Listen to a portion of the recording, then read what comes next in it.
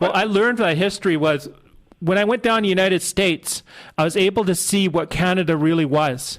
I will say one thing, that I'm someone that I believe, I'm a veteran of the Canadian military. I believe that Canada and the United States should remain free under their own flags.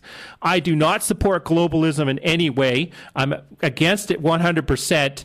And I basically, what I believe in, I believe that Frederick the Great from Prussia said it best.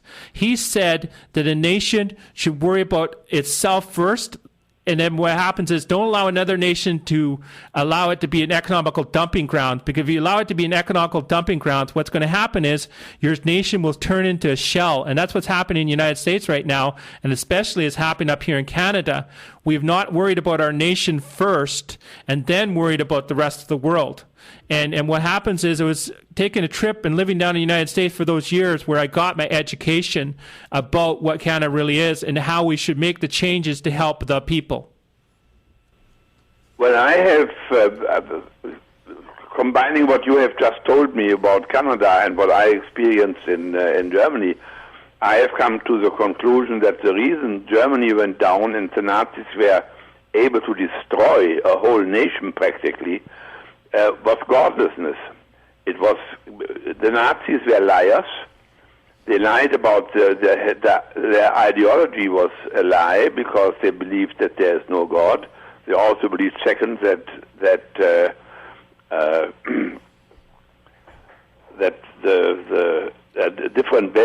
people with different values, with other words, with good reputation, the best race is the German one, the Aryans, and then the worst are the Jews.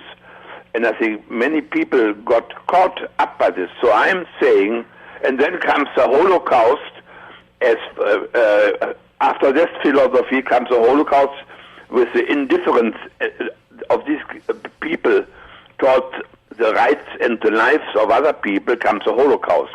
It is a sequence, the consequence of a form of before it is being thought. There are buildings of thought which led then to the Holocaust, and that was for me the road to find my own moral responsibility, because I realized that I was a liar also.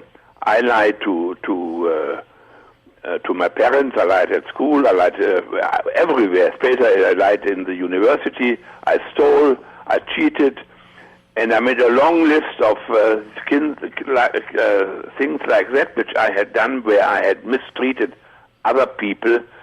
And I realized that if every German had lived the way I had lived morally, no wonder that Hitler could manipulate us.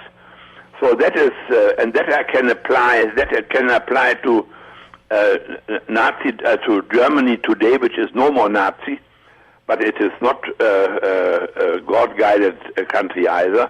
And I can put it the same way I can look at the United States, and the same way I can look at Canada.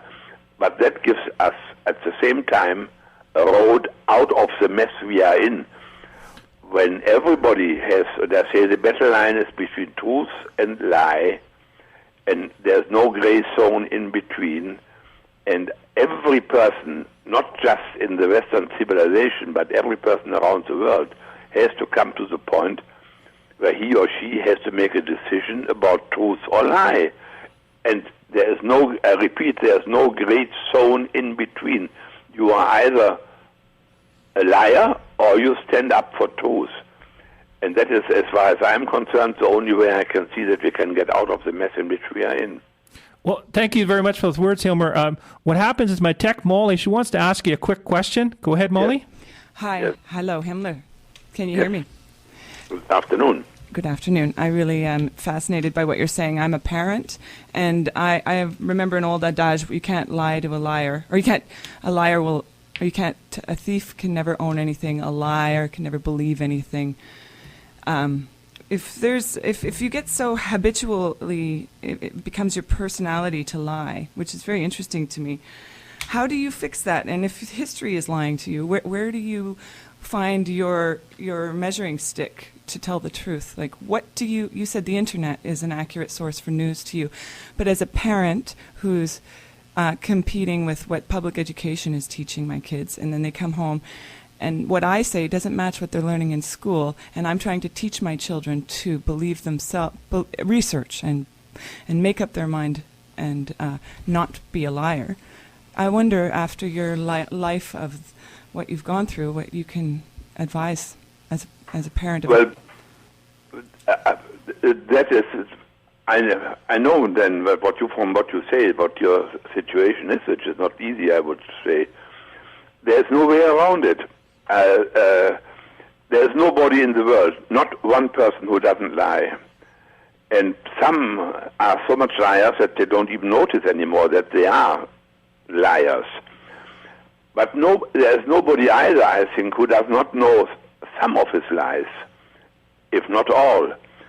And there's no other way of making restitution for the damage one has done to whatever other person with one's lie, and then one has to stand up for the truth.